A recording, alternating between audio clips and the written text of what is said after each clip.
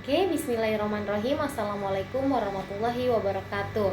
Perkenalkan, nama saya Devi Rusadi dengan NIM 2024 0501 0302 dengan prodi Manajemen Bisnis Syariah kelas C kelompok 3.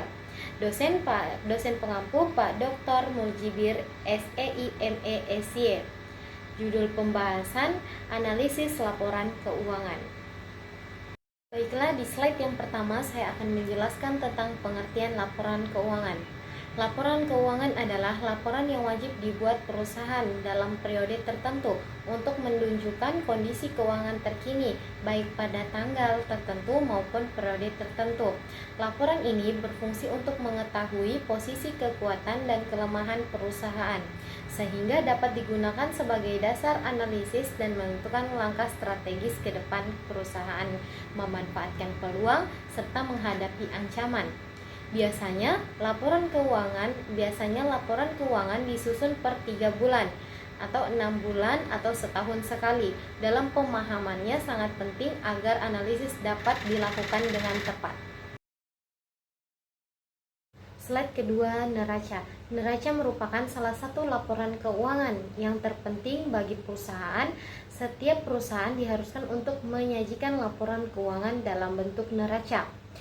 Pengertian neraca menurut James G. Van Horne adalah ringkasan posisi keuangan perusahaan pada tanggal tertentu yang menunjukkan total aktiva dengan total kewajiban ditambah total ekuitas pemilik. Dari pengertian di atas, dapat dijelaskan bahwa neraca merupakan ringkasan laporan keuangan yang sangat penting untuk perusahaan. Kemudian neraca juga menunjukkan posisi keuangan berupa aktiva, kewajiban atau utang, dan modal atau ekuitas.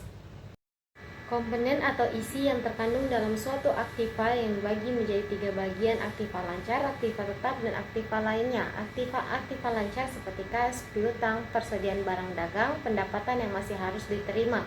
Sedangkan aktiva tetap menjadi bagi dua, yaitu aktiva tetap berwujud seperti tanah, mesin, bangunan, peralatan, dan kendaraan. Aktiva yang tidak berwujud seperti hak cipta dan merek dagang. Aktiva lainnya seperti gedung yang masih dalam proses, piutang jangka panjang, dan uang jaminan. Kemudian kewajiban atau utang dibagi dalam 2 jenis. Kewajiban lancar yaitu ada jangka pendek dan jangka panjang. Adapun komponen modal terdiri dari yang pertama ada modal setor dan yang kedua ada laba yang ditahan. Slide selanjutnya adalah contoh neraca. Neraca PT Maju Jaya per 31 Desember 2024. Kalian bisa melihat ke slide ini bagaimana cara pembuatan neraca.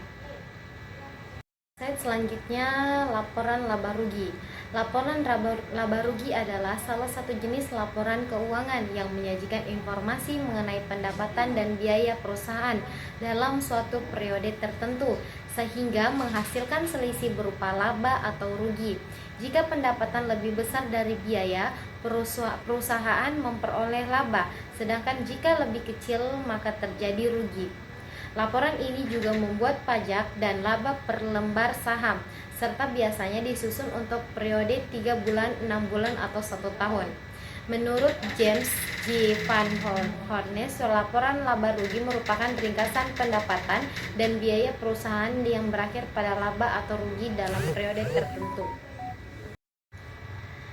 Tujuan pembuatan atau penyusunan laporan keuangan. Yang pertama, memberikan informasi tentang jenis dan jumlah aktiva atau harta yang dimiliki perusahaan pada saat ini. Yang kedua, memberikan informasi tentang jenis dan jumlah pendapatan yang diperoleh pada suatu periode tertentu. Yang ketiga, memberikan informasi tentang jumlah biaya dan jenis biaya yang dikeluarkan perusahaan dalam suatu periode tertentu. Yang keempat, memberikan informasi tentang perubahan yang terjadi terhadap aktiva, pasifa, dan modal perusahaan. Yang kelima, memberikan informasi tentang kinerja manajemen perusahaan dalam suatu periode. Yang keenam, memberikan informasi tentang catatan atas laporan keuangan. Yang ketujuh, informasi keuangan lainnya.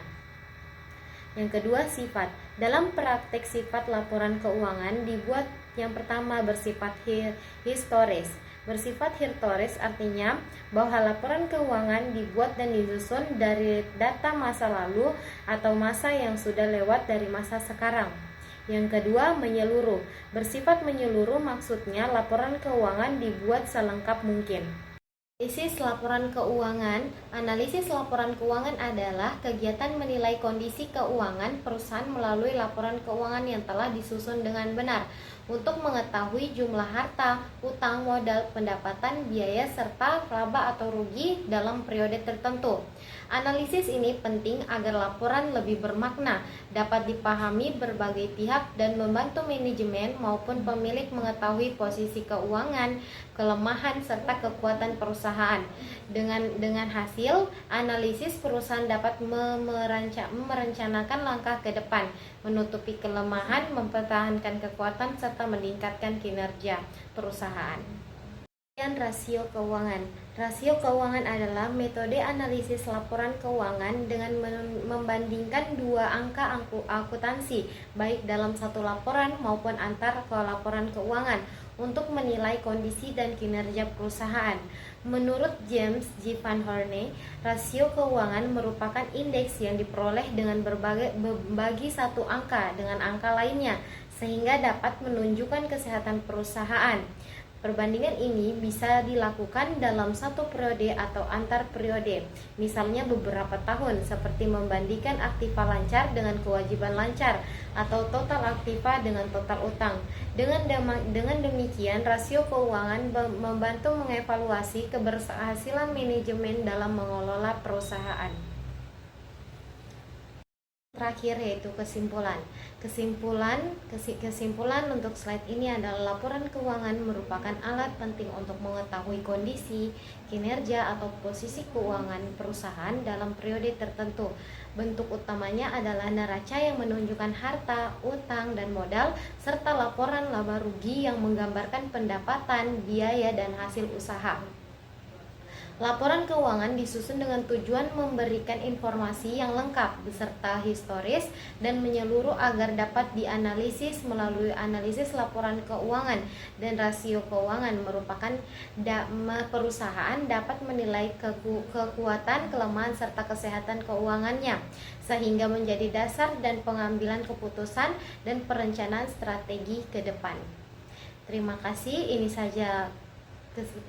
saja presentasi dari saya. Wassalamualaikum warahmatullahi wabarakatuh.